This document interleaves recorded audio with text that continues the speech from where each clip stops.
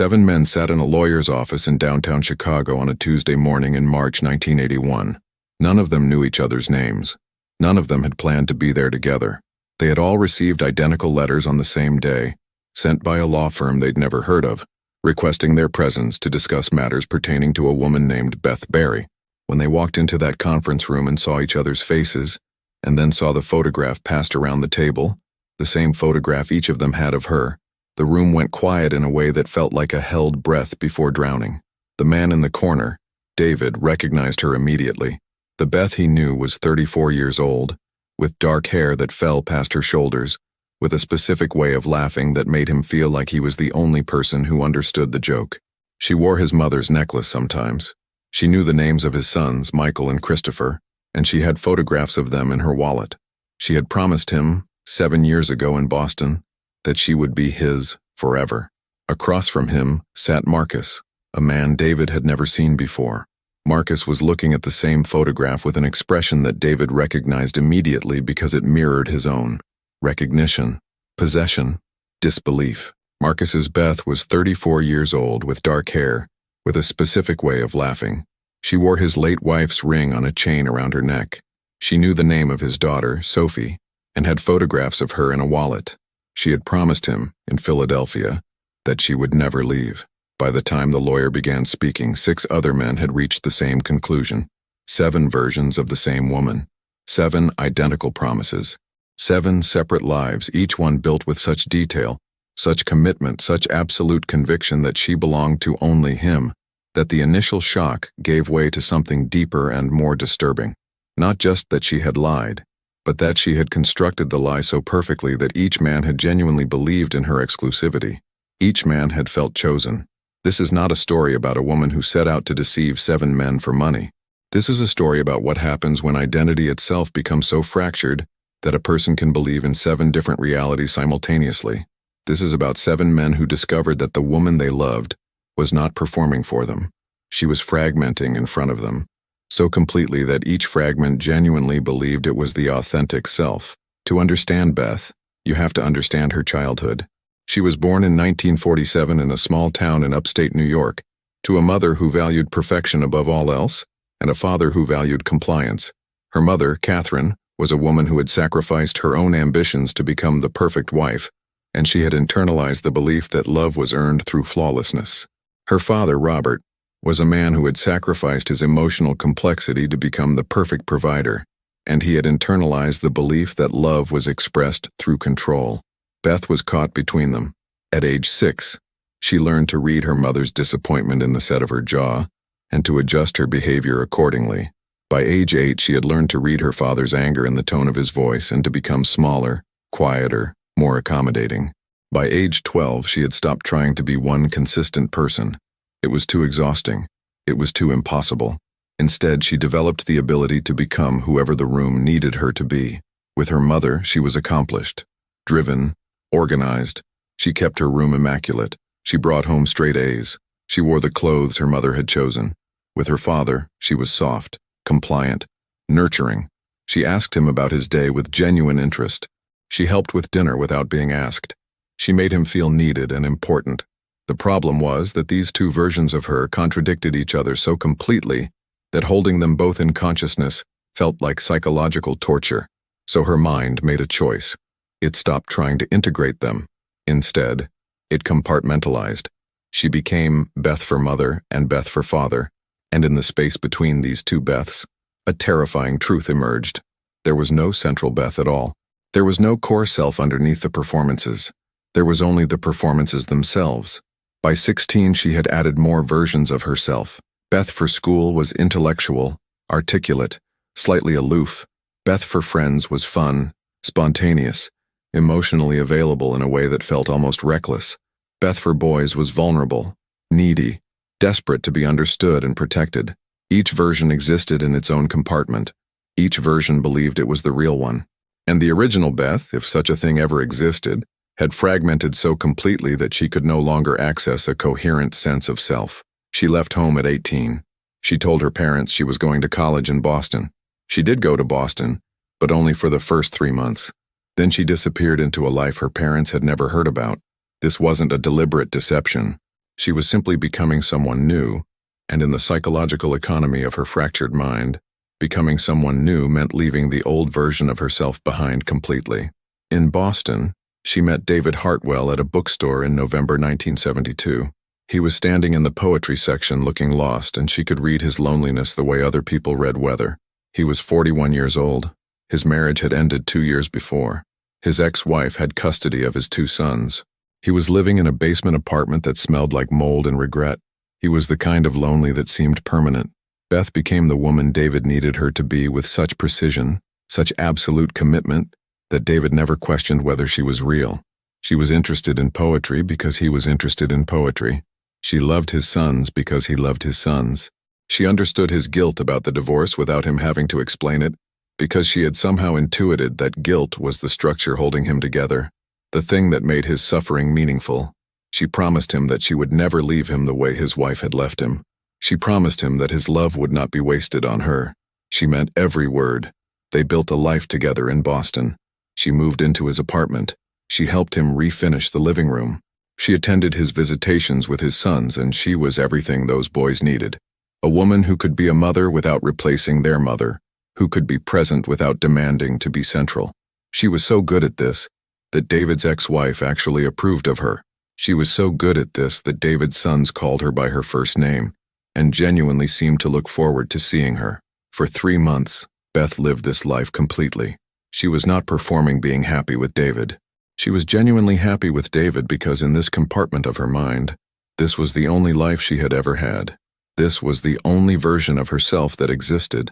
There was no part of her that remembered having other aspirations or other possibilities because those aspirations and possibilities belonged to a different Beth in a different compartment, sealed off from conscious awareness. Then in February 1973, she drove to Philadelphia. She told David she was going to visit a sick relative for a week.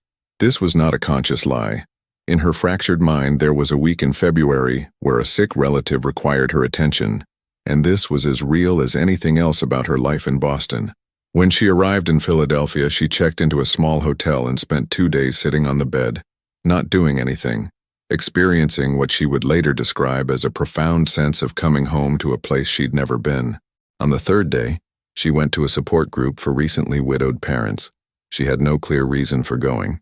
She simply found herself there, sitting in a church basement, listening to people talk about loss. Marcus Chen was there. He was a man of 53 who had lost his wife to cancer 2 years before. He had a daughter, Sophie, who was 8 years old. He was raising her alone. He was terrified that he was ruining her, that his grief was so visible it would damage her, that no woman would ever want to help him carry this weight. Beth became the woman Marcus needed her to be with such precision that Marcus never questioned whether she was real. She was a woman who could understand his grief without having experienced it personally. She was a woman who could love his daughter without trying to replace his wife. She was a woman who wanted to help him carry the weight of his sorrow. She promised him that she would never leave him the way death had left him. She meant every word. They built a life together in Philadelphia. She rented an apartment under her real name. She got a job as a secretary at a law firm. She became part of Marcus's routine. She picked Sophie up from school on Tuesdays and Thursdays. She helped her with homework. She made them dinner. She was so present, so real, so absolutely committed to this life in Philadelphia that she genuinely forgot about Boston. This is the key to understanding Beth. She did not feel like she was maintaining 2 separate relationships.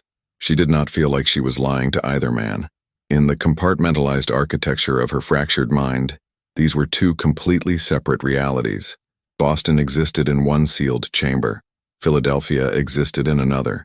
The doors between these chambers were locked. She had no access to the memory of David when she was with Marcus. She had no access to the memory of Marcus when she was with David. She was not acting. She was fragmenting. For the next 7 years, Beth maintained this dual life. She would spend 2 weeks in Boston with David, and then she would disappear for weeks at a time with the explanation that she needed to help with family business. She would appear in Philadelphia and slip back into her life with Marcus so completely that neither Sophie nor Marcus questioned where she had been. They simply accepted that she existed in a state of perpetual absence that they could not quite explain.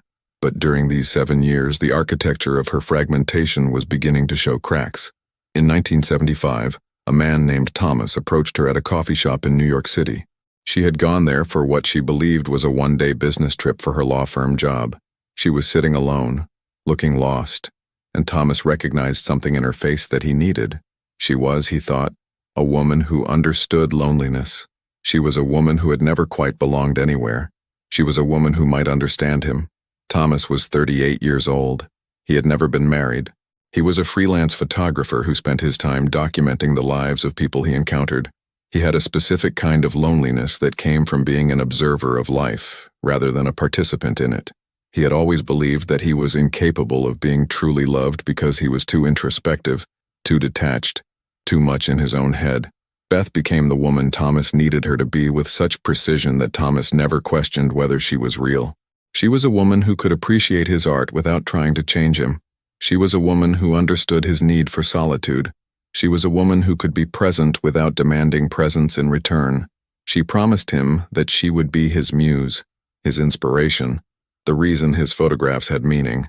By 1976, Beth had added 4 more men to this architecture of fragmentation. There was James in Atlanta, a divorced businessman who needed someone to help him believe he was more than his career.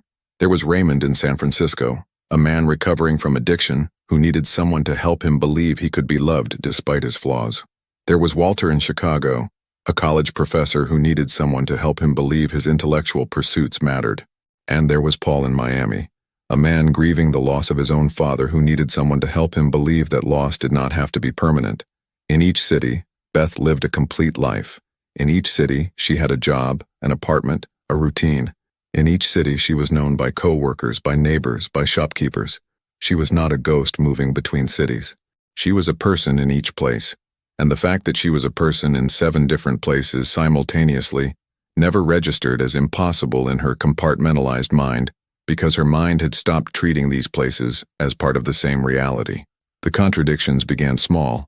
David noticed that Beth was sometimes vague about where she had been during her absences, but he interpreted this as a woman who was dealing with private family matters that she didn't want to burden him with. This interpretation made sense to David because it aligned with his need to see Beth as protective of him, as someone who cared enough about his well-being to shield him from unnecessary stress. Marcus noticed that Beth sometimes mentioned details that didn't quite match their shared history.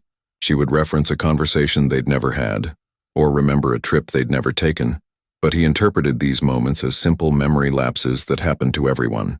This interpretation made sense to Marcus because it aligned with his need to see Beth as human, as someone who was occasionally imperfect, but still fundamentally trustworthy.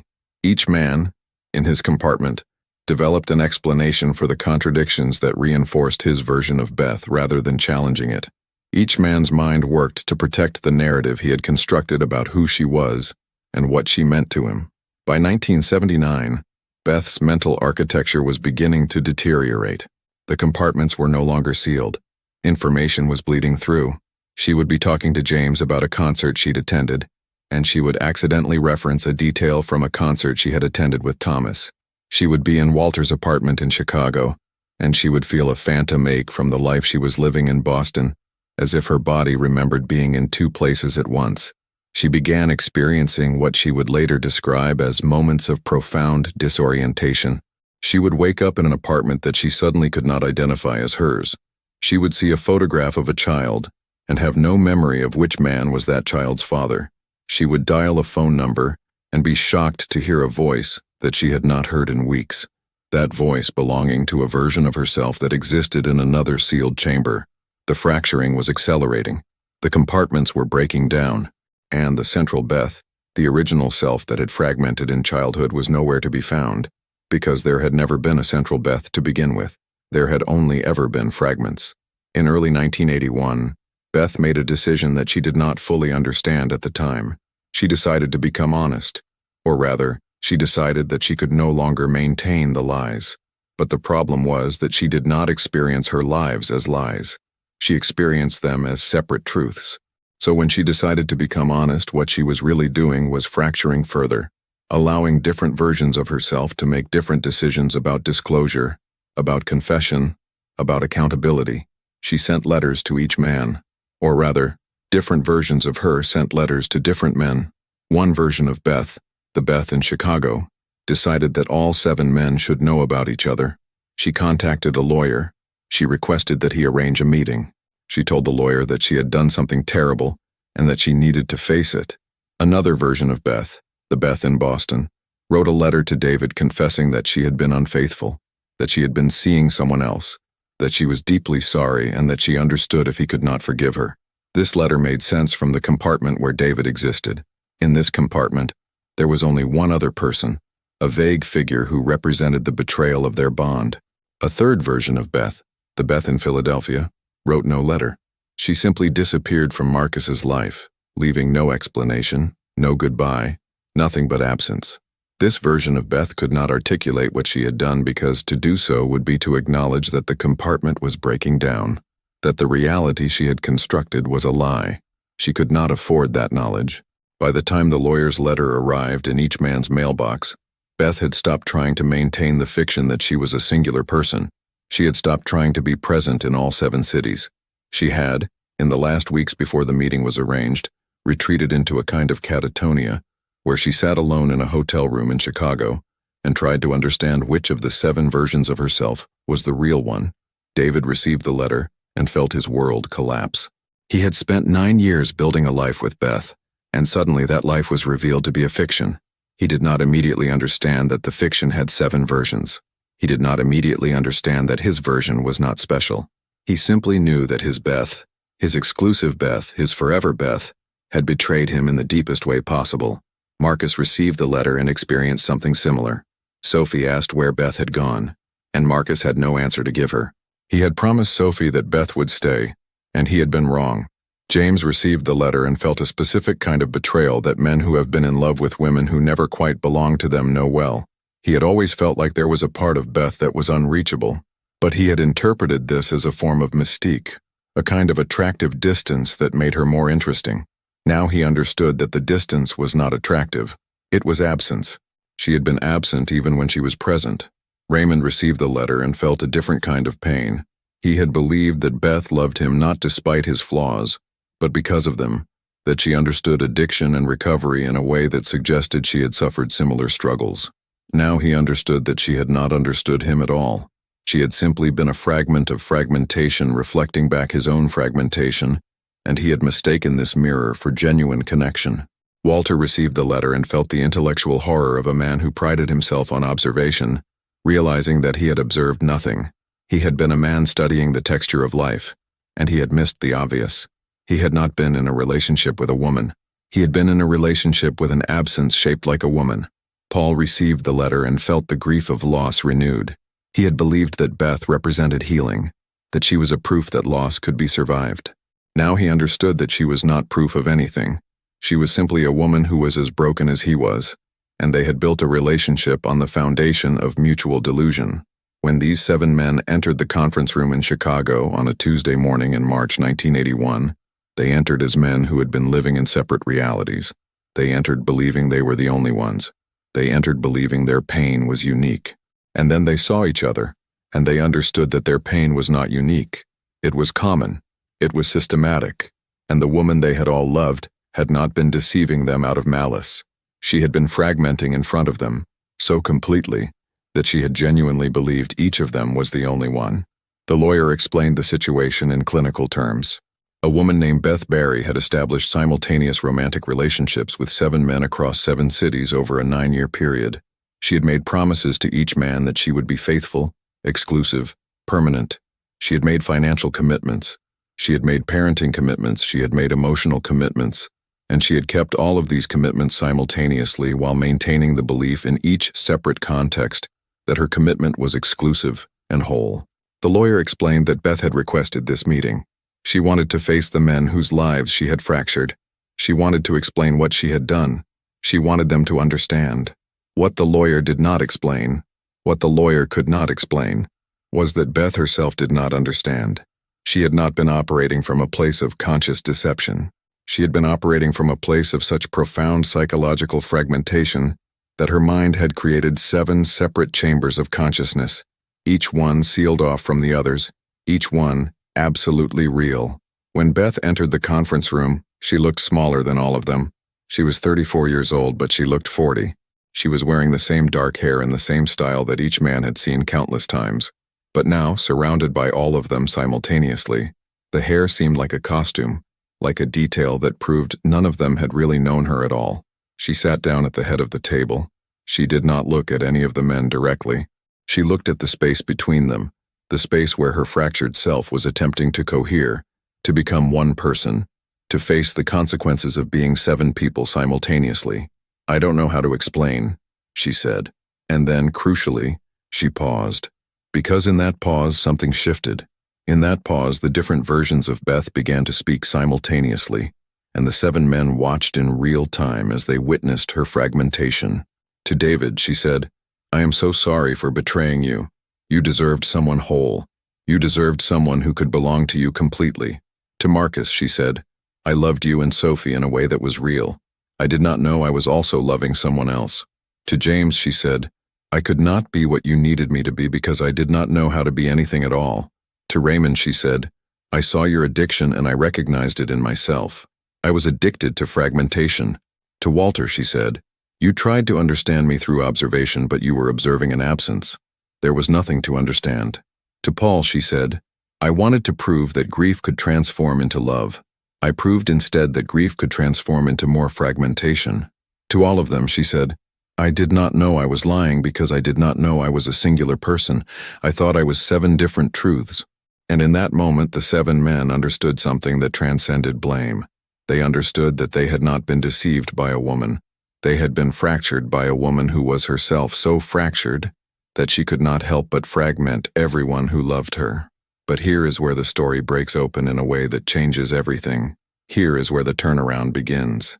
As the men left the conference room that day, one of them, David, looked back at Beth, and in that glance something caught his attention. Something about the way she was holding her hands, something about the specific quality of her expression. He recognized it, not from Boston, from somewhere else, from an afternoon in Philadelphia, at a museum, where he had seen a woman who looked remarkably like his Beth, who moved the way his Beth moved, who seemed to be looking at the paintings the way his Beth had described looking at paintings. He had dismissed the sighting immediately. It was impossible. It was coincidence. It was his mind playing tricks on him. But now, standing in the doorway of the conference room, he understood. He had seen her, in Philadelphia, in the life she had claimed was separate from him. He turned to Marcus. "Did you ever see her in Boston?" he asked. Marcus looked confused. "No," he said. "I never went to Boston." "But did she ever mention Boston to you?" David pressed. Marcus hesitated. "No," he said finally. "She never mentioned Boston at all." This should have made sense. If Beth was compartmentalizing, if she was maintaining separate realities, then of course Marcus would not have seen David, and David would not have seen Marcus. The compartments were sealed. But David had seen something. David had seen her in the wrong place, and this suggested something more complicated than fragmentation. This suggested that one of them was being deceived in a way that none of the others understood. David mentioned this observation to the lawyer, who agreed that it warranted investigation. Over the following weeks, a more complex story began to emerge. It turned out that Beth had left traces, not intentional traces, but traces nonetheless. There were photographs in her apartment in Philadelphia of a man that none of the men in the conference room recognized. There was a name in her diary, a man named Robert, with dates that corresponded to times when Beth had claimed to be visiting family. And then, most shockingly, there was a discovery made by James. In Beth's apartment in Atlanta, hidden in a drawer, he found a photograph of himself with another woman, a woman who was not Beth, a woman who looked remarkably like Beth but was clearly someone else. The lawyer expanded the investigation, and what emerged was a possibility that none of the 7 men had considered. What if Beth was not the only one maintaining separate identities? What if there was someone else who had access to Beth's lives? Someone who could move between the compartments? Someone who was deliberately placing Beth into situations where she would be exposed? This is the moment where the narrative fractures.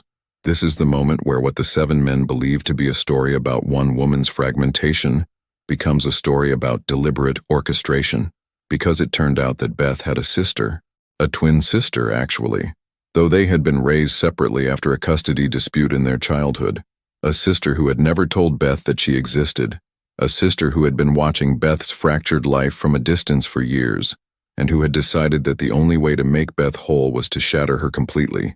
to force her to confront all 7 versions of herself simultaneously. This is the story that Beth had never told anyone. This is the fragmentation that went deeper than simple psychological compartmentalization.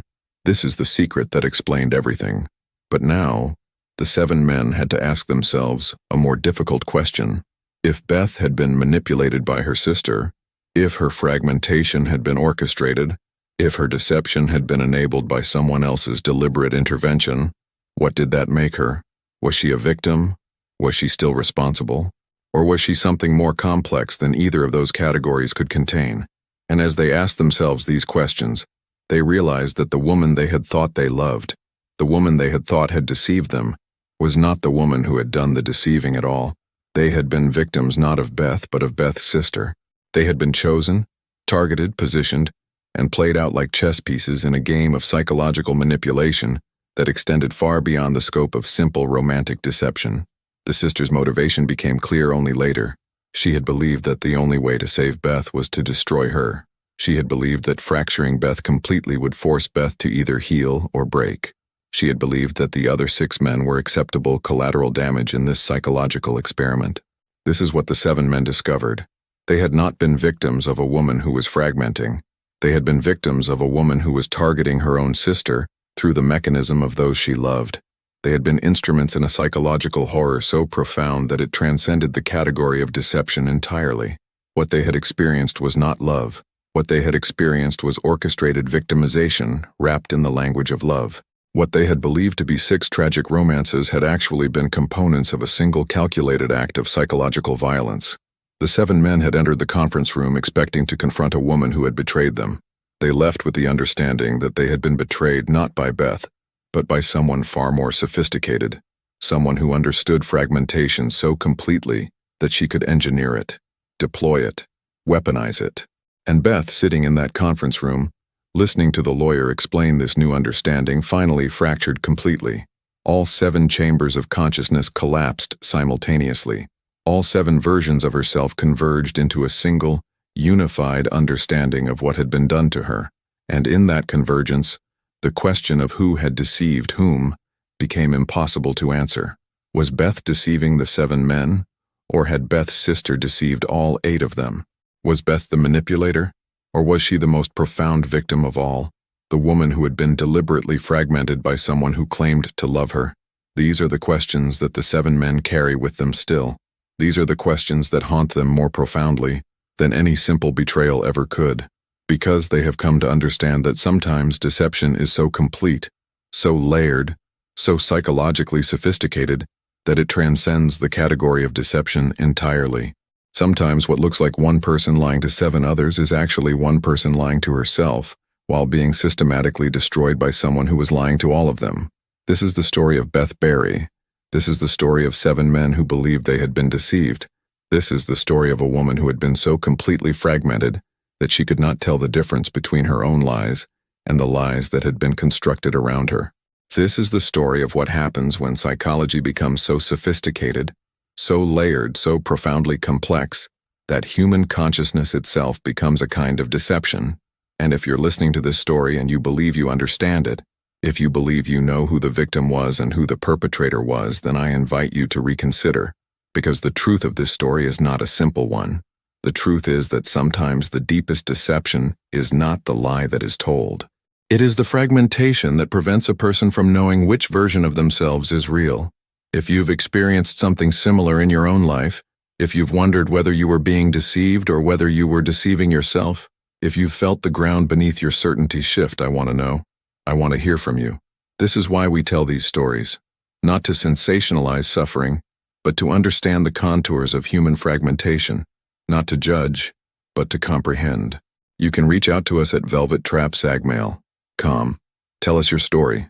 Tell us your city. Tell us what it felt like to realize that the person you trusted was not who you thought they were, or that you yourself were not who you thought you were. These are the stories that matter. These are the stories that help us understand the architecture of human psychology. These are the stories that help us recognize, in our own lives, the ways we might be fragmenting without even knowing it. If you found this story resonating with something in your own experience, if you recognized patterns in your own relationships that mirror the patterns in Beth's fractured life, I want you to know that you are not alone. Fragmentation is not a rare phenomenon. Compartmentalization is not a unique pathology. The ability to believe in separate truths simultaneously is built into the human psychological architecture. We all do it to some extent. The question is only one of degree, of opacity, of how far we allow the fragmentation to go before we recognize it for what it is. You can find more stories like this on our channel. You can subscribe to understand the psychology of deception from every angle. You can join our community of people who are trying to understand how humans lie, to themselves and to each other. You can become part of the conversation about fragmentation, about compartmentalization, about the distance between who we are and who we believe we are. This is Velvet Traps. This is the story of Beth Barry. This is the story of 7 men and the woman who fractured them. But more importantly, this is an invitation to understand the ways that fragmentation operates in your own consciousness, in your own life, in your own relationships.